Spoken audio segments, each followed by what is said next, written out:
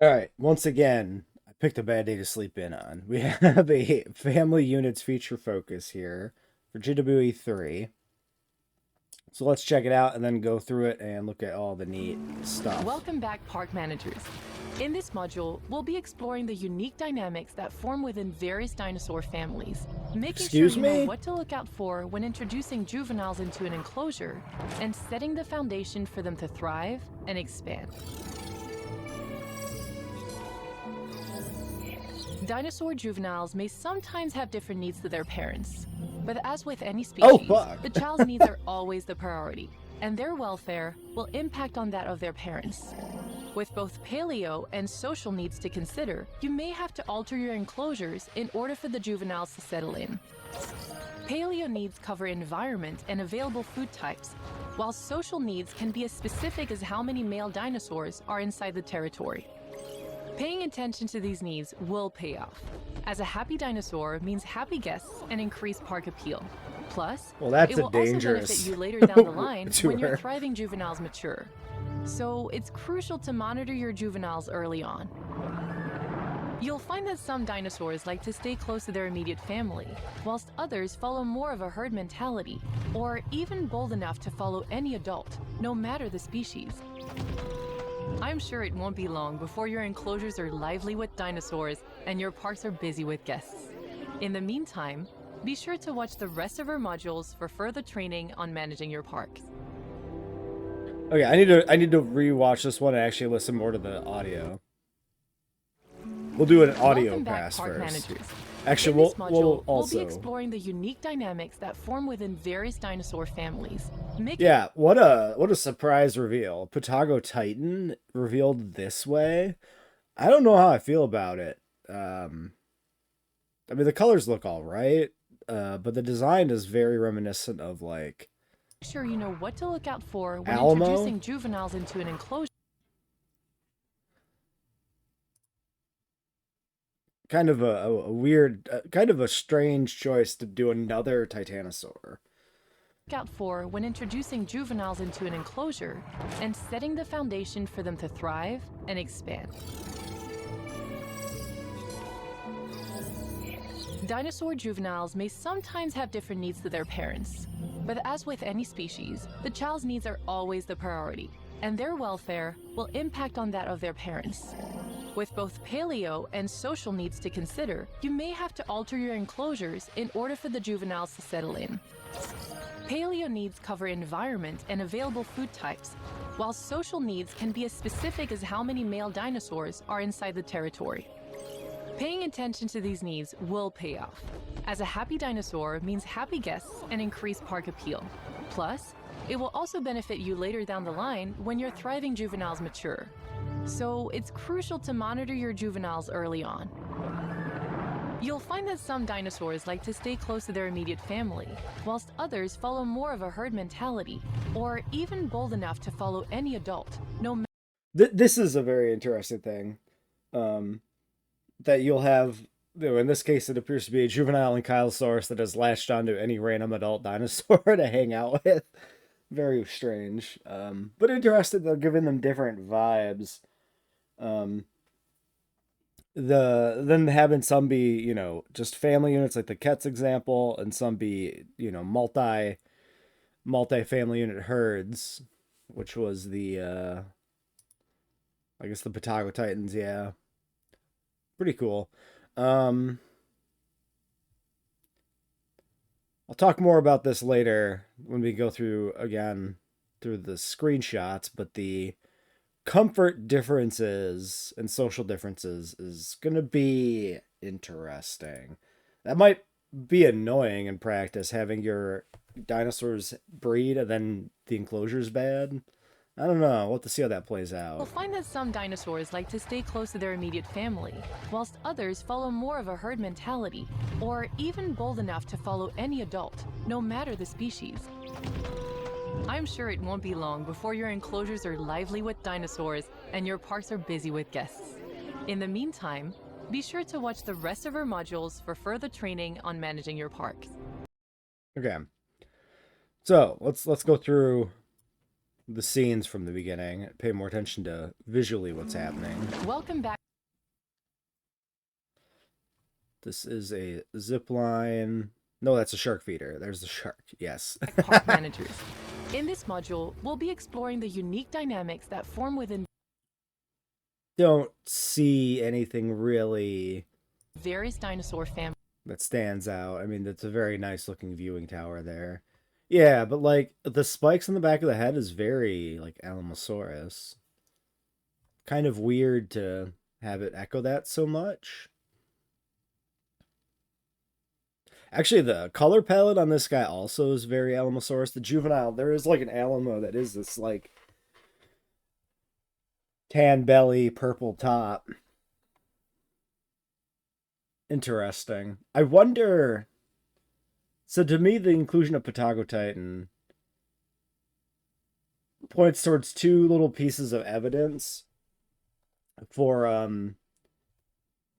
how the animal roster might be working in this game. One, including a Titanosaur, a new one in the roster, means they aren't seemingly taking Rebirth into account. Right? They didn't leave a slot in the roster for Titanosaurs from Rebirth. They wanted a sauropod, a new sauropod at launch, and they picked a Titanosaur. So that's a little surprising. Because it's not like Rebirth was some secret, right? Rebirth's already out. It wasn't, obviously they've been working on this for a while, but like, they would have had, privileged information almost certainly for Rebirth. And then two, like this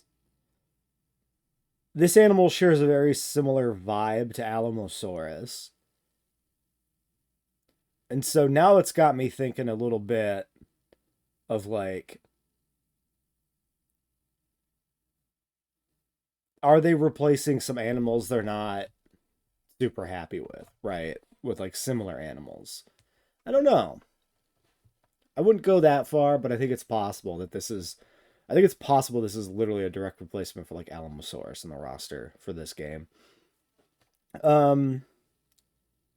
Feet look good. Looks like he's got his pillar front feet and his bigger back feet. A little hard to tell there for sure. We'll take a look deeper in the trailer, see if we see that some more. I had another thought. Shit. What was it? Oh, I kind of starting to get the vibe as well that maybe we'll see a core game new species for kind of every type of animal, maybe. I mean, we don't really have enough information to say that yet. And we do kind of have two ceratopsians if you count the DLC for the deluxe with Protoceratops. I don't know. I'm just getting kind of a vibe. I think it's because this guy feels more like we need somebody in the roster and less of like,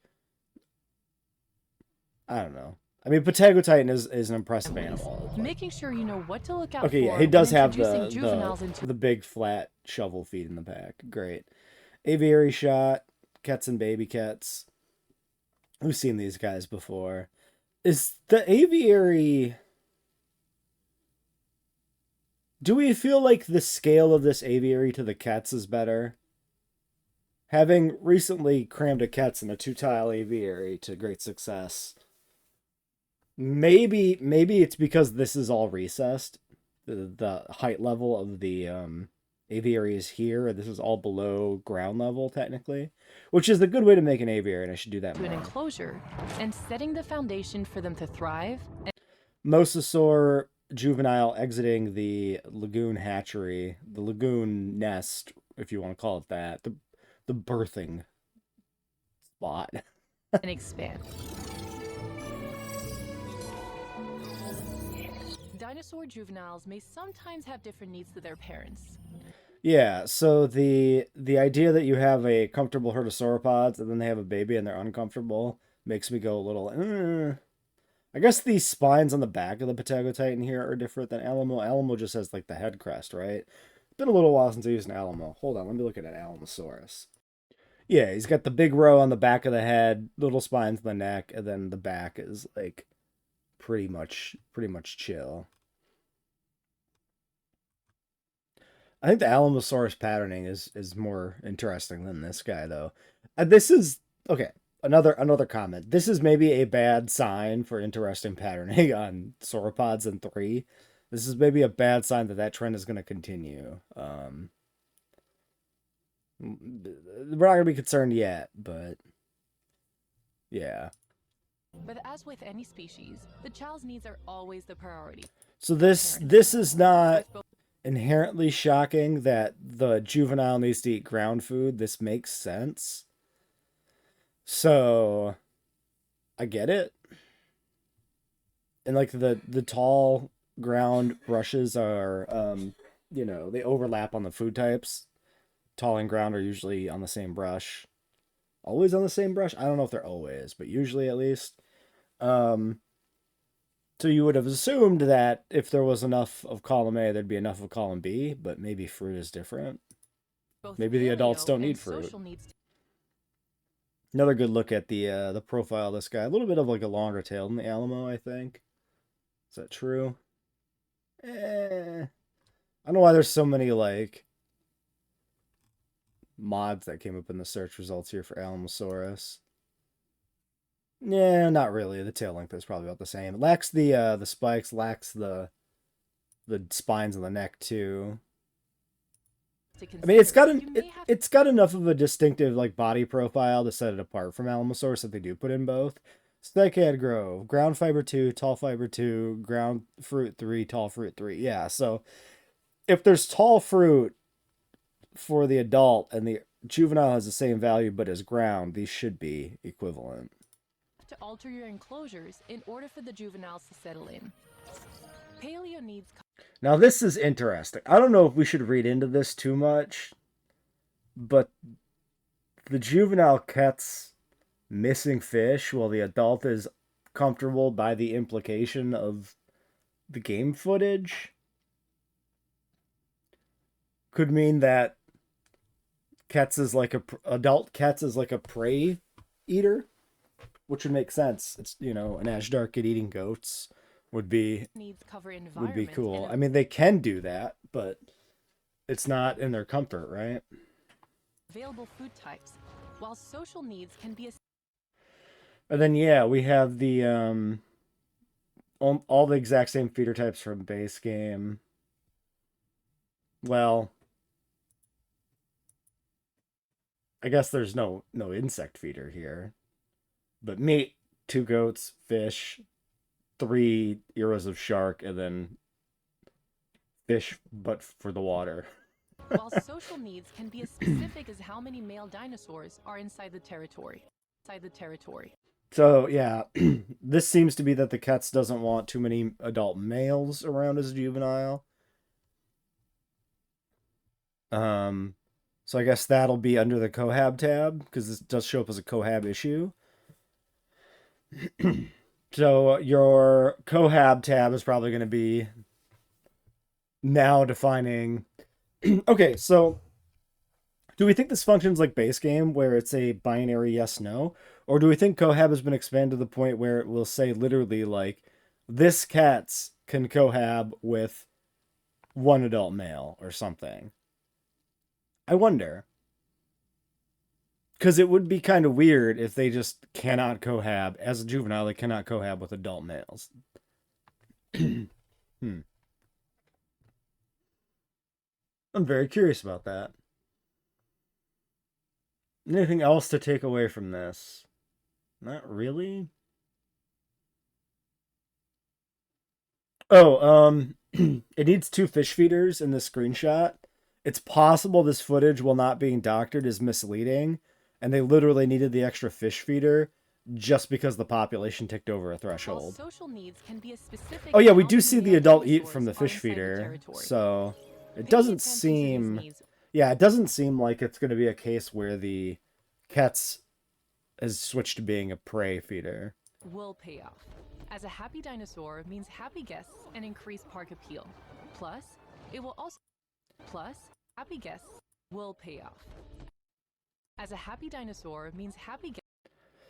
Very nice looking aviary with the lagoon here. Yeah, we got a cats in the background here using a fish feeder.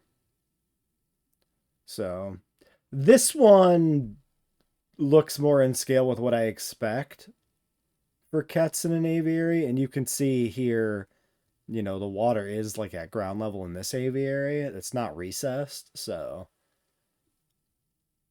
yeah, I would be okay with the cats being scaled down a little bit just to make it feel more like scaled down to a more reasonable size for the animal, and then it would feel a little bit more at home in the aviary. Like it's oversized in Dominion, but animals are oversized in this franchise in general and sometimes change size between shots. Cats doesn't have enough of a role in that movie for me to feel like, oh, it's got to be 100% accurate size wise. Like, it's just one freaky big Cats in Dominion Valley. Don't worry about it. Guests and increase brand Biosyn appeal. Valley and Plus, Dominion. it will also benefit you later down the line when your thriving juveniles mature. So it's crucial to monitor your juveniles early on. You'll find that some dinosaurs like to stay close to their Let's listen to that again. juveniles early on. Plus, it will also benefit you later down the line when your thriving juveniles mature. So that it'll benefit you later down the line when your thriving juveniles mature. Do we think there is a system in the game which kind of tracks over time how well maintained your juveniles are and gives them a bonus based on that upon maturation? Or is that again misleading voiceover where just the adult, we know the adults are worth more once they matured from a juvenile versus making adults straight up from the hatchery, right? Is that all they're saying in that? Or are they saying that if you maintain your juveniles in a happy environment at like 100% comfort, they'll have even more value than they would otherwise, right? If you have a juvenile, you raise it at 90% comfort its whole life, it's worth less than one raised at 100. Is that what that's saying? Because that's kind of what it implies, but I'm not really convinced that's what they're actually saying. So it's crucial to monitor your juveniles early on. You'll find that some dinosaurs like to stay close to their immediate family.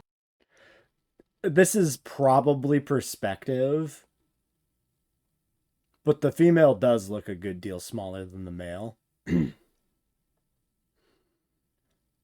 But, you know, we could see the male's feet. The male here is on the opposite side of this little dip in the terrain, and the female is in the back. So I don't think we can say there's a size differential here. And it's definitely, this is not how substantial it is, but it would be interesting if there was a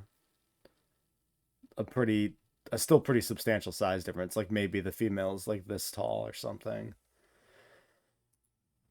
Whilst others follow more of a herd mentality, or even bold enough to follow any adult, no matter the species.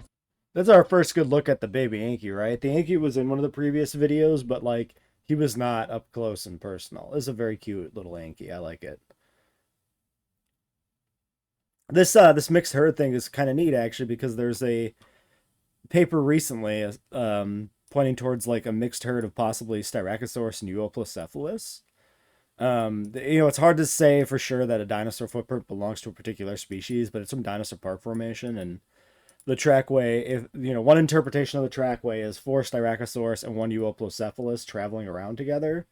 So the fact that that's kind of in the game also is pretty neat. I would actually like this is a thing some mods can do, some mutualistic herds, and we do have it in the base game with like Velociraptor and like Indominus. But I think some more mixed herd mechanics would be really cool. Like Parasaurolophus and Corythosaurus and JP3. Having that as like an actual base game mechanic that like these animals like to live together and will like group up specifically would be really cool.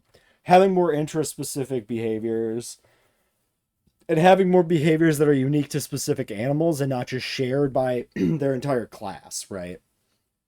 If you give Para and Corytho this unique behavior of living in a shared herd, and then you don't do that with like Monosaurus, Myosaur, the other hadrosaurs, then it makes those animals feel different. And it doesn't take that much work to do it. Like mods have done it in too. It's cool. I'm sure it won't be long before your enclosures are. There's the parent-baby interaction animation. They're lively with dinosaurs, and your parks are Oh busy. wait, that was a Brocky, right? Are these Brockies? Yeah, okay, this is an Anki following a Brocky herd. I didn't catch this at first.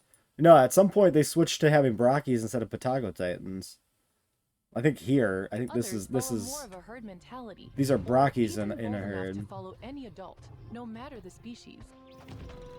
I'm sure it won't be long before your enclosures are lively with dinosaurs and your parks are So it's the busy with Brocky guests. social In the animation between meantime, parent and be adult. sure to watch the rest of our modules for further training Okay, on management. cool. Well, let's go poke around a little bit for any additional information. Detail that was missed: animals can be released to the wild. Uh, I guess so that they can die in the rebirth dinosaur apocalypse, but a weird but interesting change. I guess the water splashing is new too. It just didn't really occur to me in the moment, but yeah, we don't have like it almost looks photoshopped in if we're being serious for a second. But yeah, apparently more interaction with the water, which makes a lot of sense with deeper water being a thing. It's cool. I like it. Well, it seems to be essentially everything that came out today, i.e., just this trailer and the details I missed. Yeah, cool. Very surprising to see a new animal. Um, I think after we get a few more of these, we might want to revisit the speculatory list on what animals I think are going to be in the game because I think we've got a little bit better sense of what they might be doing here. So yeah, we'll leave this one here. Till next time.